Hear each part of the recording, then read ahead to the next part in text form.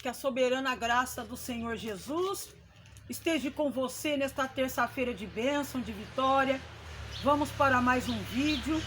Eu quero te lembrar, você que já se inscreveu no canal Helena Cristina Ferreira, continue compartilhando, comentando, dando seu like. Meu Helena é sem o H, é só com E. Você que ainda não se inscreveu, vai lá no YouTube, Helena Cristina Ferreira, se inscreva. Clica o sininho das notificações, coloca lá para todos, aí você vai receber todos os dias o vídeo. E vamos em frente com a palavra do Senhor. Vamos continuar falando de superação, a capacidade de ultrapassarmos dores, perigos, dolo, tudo aquilo que nos trouxe algum tipo de risco, algum tipo de perda, seja emocional, seja de que forma for. Vamos superar, vamos ultrapassar tudo que venha tentar nos impedir de vencer. E a palavra do Senhor hoje, vamos falar sobre vingança, sobre traição. Quero ler com você Gênesis, o capítulo 41, versos 51 e 52, que diz assim: José, ao primogênito, chamou de Manassés, pois disse: Deus me fez esquecer de todos os meus trabalhos e de toda a casa de meu pai. Ao segundo, chamou-lhe Efraim, pois disse: Deus me fez prosperar na terra da minha aflição. História muito conhecida, José do Egito, José, filho de Israel, o José que teve sonhos maravilhosos, aonde ele via o sol, a lua e 11 estrelas se inclinarem diante dele, e o seu pai e seus irmãos ficam ali apreensivos no caso do seu pai com aquele sonho, chama até a atenção de José, e os seus irmãos ficam com raiva, se indignando, achando que eles iriam se prostrar diante de José. O José, filho amado de Israel, aonde Israel fez para ele uma túnica colorida e causava muita inveja aos seus irmãos, porque Israel amava José, porque ele era o filho da velhice. E Deus tinha um plano maravilhoso na vida de José. Com 17 anos ele teve esses sonhos. Um determinado dia, o seu pai pede para que ele vá ver o que os irmãos estão fazendo, como que está o trabalho deles ali. E quando José se aproxima, eles tramam entre eles de matar José. Eles agarram José, tiram aquela túnica e jogam José dentro de uma cisterna. Aí eles têm um plano um pouco melhor, de matar um animal, de sujar aquela túnica com sangue para levar até o pai, dizer que José morreu, e vendem José para uma caravana de ismaelita, lá para o Egito. E a história de José começa a mudar nesse ponto. O José foi traído por quem deveria ser a pessoa com mais amor por ele, que eram os irmãos. Ele é levado para o Egito, é levado como escravo lá para a casa de Potifar. Potifar vê em José a integridade, um homem bom, passa a colocar nas mãos de José a administração daquela casa, e tudo ali José poderia tomar decisão, menos com relação à sua esposa. A mulher de Potifar tenta seduzir José. José não cede à tentação, aos galanteios daquela mulher. A mulher se enche de ira, inventa toda uma história e José é jogado na prisão. Como se ele tivesse atacado aquela mulher. E o José, inocentemente, pela segunda vez, passa pela segunda traição e vai preso. Só que nessa prisão, o carcereiro vê Deus em José, vê que José é um homem bom. O José, ele tinha até as chaves do cárcere ali. Um determinado dia, duas pessoas que estavam ali presas estavam um pouco apreensivas. O copeiro do rei e o padeiro do rei. Eles tiveram um sonho e contaram esses sonhos a José, e o José interpretou esses sonhos a ele. O padeiro seria executado, mas o copeiro iria ser novamente integrado na sua profissão de copeiro do rei. E o José pede para que o copeiro, quando chegasse diante do rei, lembrasse dele. Mas isso não aconteceu naquele tempo. Passou-se 2 anos. Faraó tem um sonho, o próprio Faraó, aquele ao qual o copeiro trabalhava. E esse Faraó tem um sonho que o perturba. Aí o copeiro lembra de José. E José é tirado daquela prisão para interpretar o sonho de Faraó. E ele interpreta o sonho de Faraó como a interpretação de que viriam 7 anos de muita fartura. Mas também viriam, consequentemente, 7 anos de muita miséria, de muita seca, que era para Faraó criar uma estratégia de ir guardando mantimentos.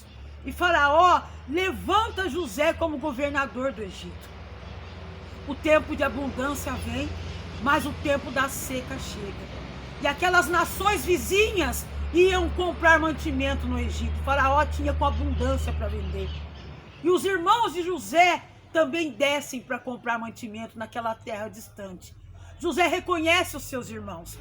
José hoje tem poder, José tem reconhecimento, José tem honra. Mas só que quando ele se depara com aqueles que o traíram, ele não tem uma atitude de vingança. Ao ver os irmãos, José chora. Mas a história de José é uma história que teve uma linha de vitória. Quando José ele é reconhecido por Faraó, José ele também casa. José tem seus filhos, que é o nome, os 2 versos que nós lemos.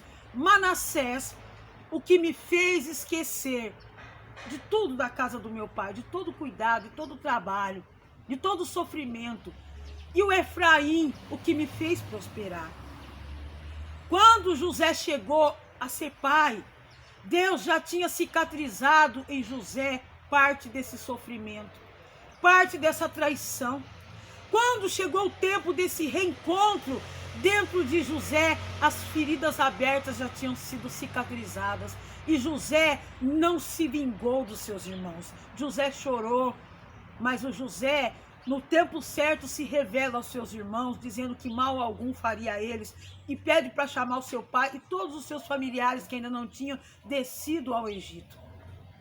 O que eu quero dizer para você hoje, por através dessa palavra tão linda? As marcas mais profundas que nós vivemos de sofrimento, em determinados momentos da nossa vida, acontece de onde não deveria vir, que é do nosso próprio sangue. Por isso que dói, por isso que machuca, por isso que é difícil até lembrar. O José foi traído pelos seus irmãos. Tem feridas que são geradas no seio da família e elas trazem dor, elas trazem sofrimento. Os irmãos venderam José, os irmãos mudaram todo o rumo da vida de José, mas eles não sabiam que eles só foram um canal para dar aquele empurrão para que Deus cumprisse na vida de José todas as promessas. E José, ao ver os seus irmãos, não vingou.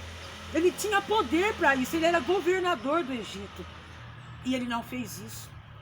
Quantas feridas que nós passamos e são geradas dentro de nós por uma traição na família, por irmãos, por parentes de sangue, de onde a gente menos esperava uma traição, vem e como dói situações desse tipo.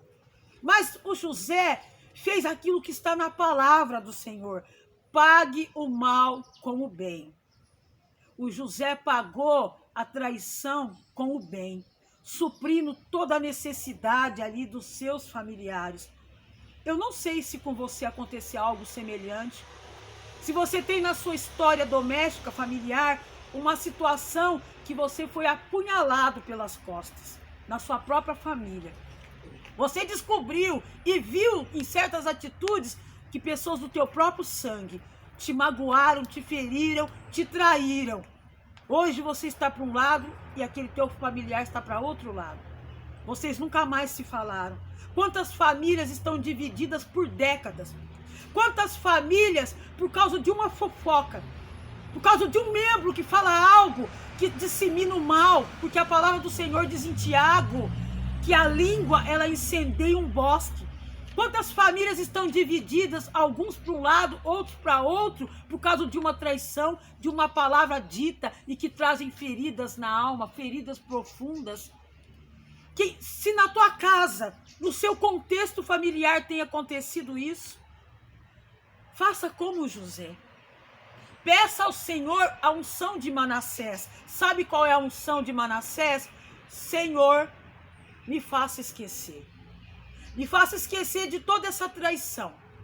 Me faça esquecer de toda essa dor. Gere em mim o Efraim. O Efraim não vinga. O Efraim não paga na mesma moeda. O Efraim não vai lá tirar satisfação, não vira a cara. A unção do Efraim me faz prosperar, porque as feridas já estão cicatrizadas dentro de mim. Que nessa tarde você venha pegar essa palavra, de tudo que você já ouviu. Se você teve algum abandono de pai, de mãe, traição de irmão, traição de pessoas que deveriam te conceder amor, carinho, faça como José, pague o mal com o bem, porque o nosso Deus, o Pai das luzes, habita no amor, habita na reconciliação e no perdão. E que Deus te abençoe.